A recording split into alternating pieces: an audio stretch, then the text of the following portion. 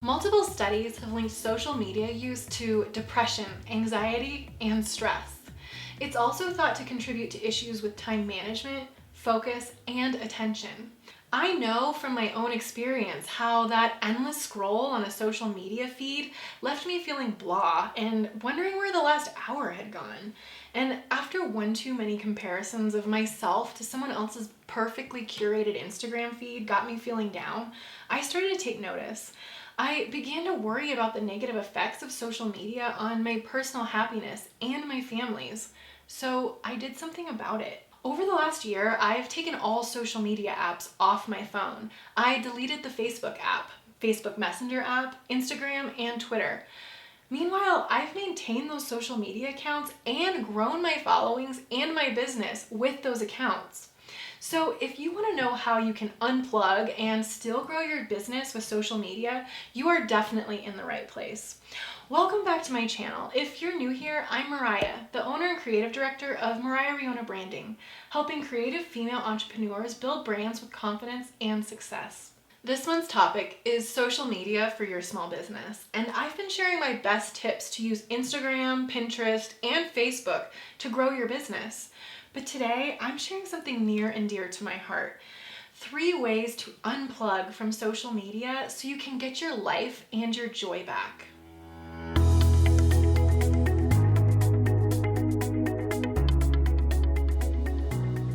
Tip number 1, turn off the social noise. If the thought of deleting all your social apps from your phone scares the heck out of you, that's okay. And I'm not going to tell you that you have to. I actually did my whole social media detox experiment in baby steps. And the first thing I did was turn off all the noise, meaning I turned off all notifications. It's actually amazing to me how much this seemingly little step reduced my stress levels. I don't think we're aware of the constant noise and distraction that surrounds us. If we don't take control of it, there's always some ding going off, a message popping up, or another notification that's screaming for our attention. It's a lot to process, and more importantly, it can distract us from the things in life that are really important, like our children and our spouses, our family and our friends, the people who truly deserve our attention. Tip number 2. Take a social media break.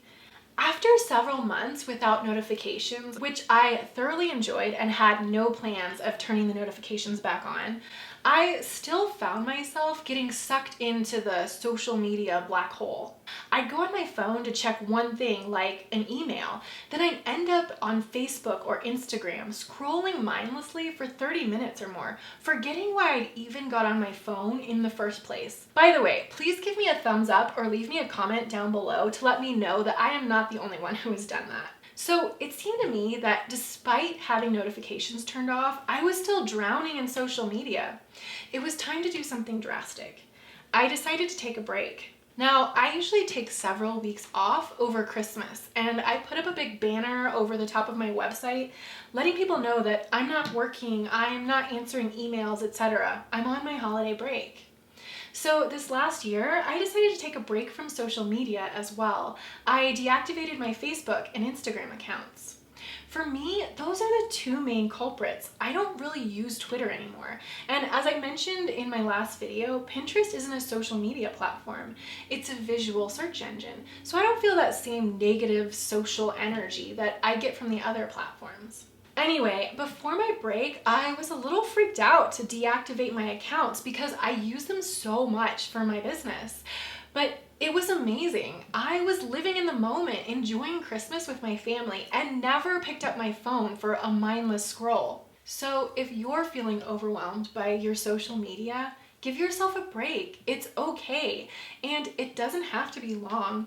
Mine ended up being a month in total, but you could just start with a weekend. You're not deleting your account, you're just deactivating it. You can always reactivate it, which is exactly what I did. Tip number 3, set boundaries with your social media. After my social media free Christmas break, I was surprisingly hesitant to reactivate my accounts.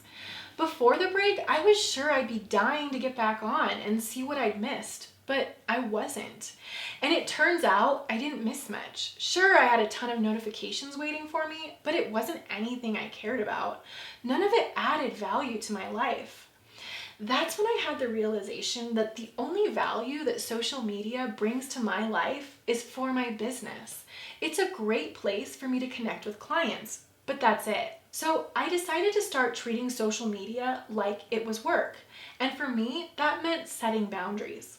No more social media interfering with my personal life, which meant no more social media on my personal device, my iPhone.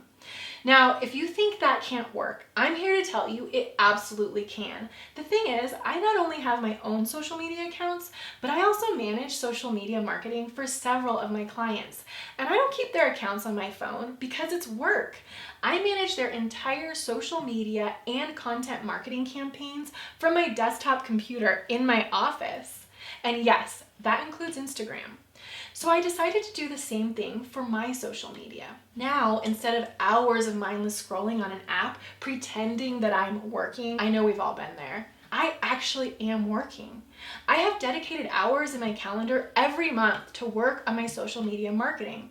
And this includes a very precise social media marketing strategy and the well-oiled system I've created to keep it running in the background, while I'm focused on more important things like my husband and my kiddo. Sound amazing and totally liberating? Oh my goodness, it is. It has truly been life-changing for me, which is why I'm so excited to share my exact step-by-step system for creating your own profitable social media marketing in my first ever online course, which will be launching very soon.